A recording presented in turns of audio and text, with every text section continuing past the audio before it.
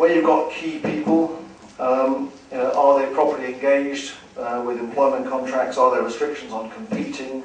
Are there restrictions on misusing confidential information? Is the notice period correct?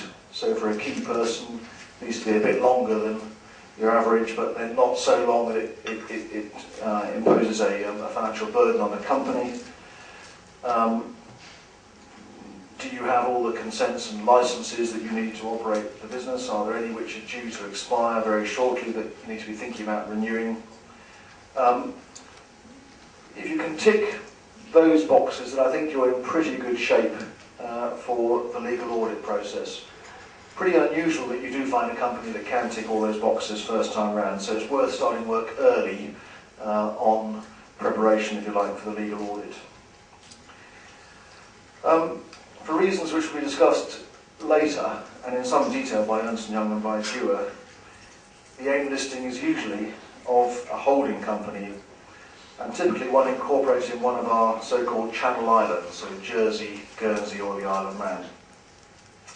For tax reasons and operational reasons to a point, it's usual to interpose an intermediate holding company between the Channel Island company and the Indian operating company or asset holding company, usually in Mauritius or Cyprus, where there are favourable double tax treaties.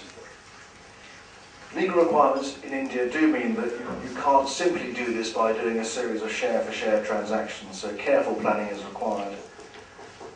As a cautionary tale, I've mentioned that we advised a major Indian infrastructure company on its AIM IPO at the end of last year. In fact, it was the largest fundraise last year.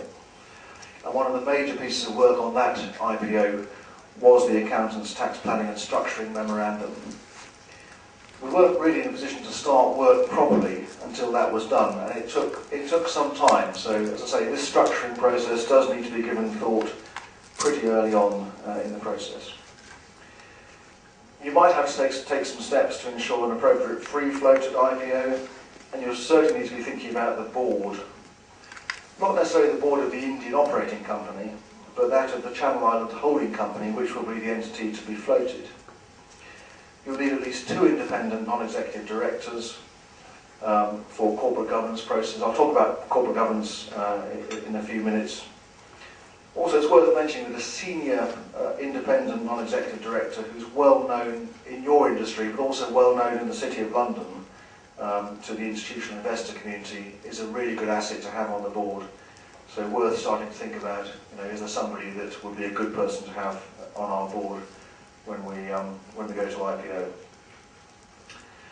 Good news for management teams. Investors do like to see a well-incentivised management team. So worth giving thought quite early on to what the incentives are going to be. Ideally a sort of tax-efficient long-term incentive plan, and one which links to an extent the rewards to a metric which shareholders will appreciate as well, such as increases in earnings per share or return on investment. And of course you need to assemble your team of advisors. So as this slide illustrates, you'll have plenty of company on the road to the IPO. Your team will be headed up by the investment bank, who will act as nominated advisor as well as underwriter or placing agent. Next come the lawyers, 2 sets at least, so one to advise the underwriter, one to advise the issuer. You'll need to have obviously your local lawyers in India. You'll need to have lawyers in the Channel Island in which you cite the company which is to be listed, as well as lawyers in Mauritius or Cyprus or wherever you decide to cite the intermediate holding company. So there's a lot of lawyers going on, but as the lawyers to the issuer, we would typically take on a sort of oversight function and try and control that process and make it a bit less burdensome, because the fewer lawyers you can deal with, the better.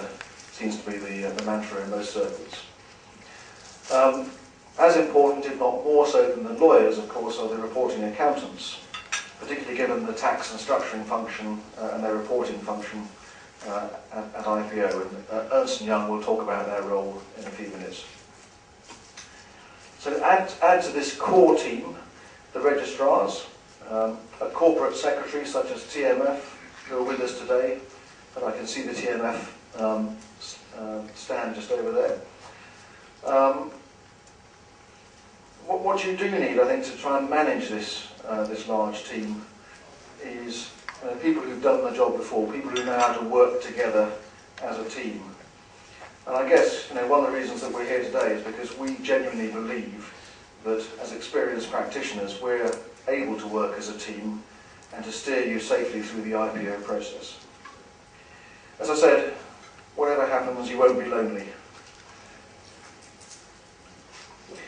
So if Dorsey was advising your company, what would I expect us to be doing?